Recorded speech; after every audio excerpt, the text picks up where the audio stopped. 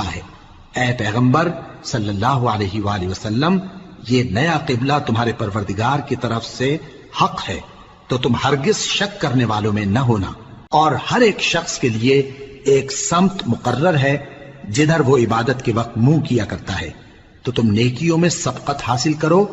تم جہاں ہوگے اللہ تم سب کو جمع کرے گا،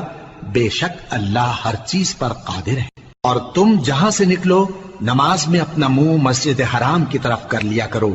بے شبہ یہ تمہارے پروردگار کی طرف سے حق ہے، اور تم لوگ جو کچھ کرتے ہو اللہ اس سے بے خبر نہیں۔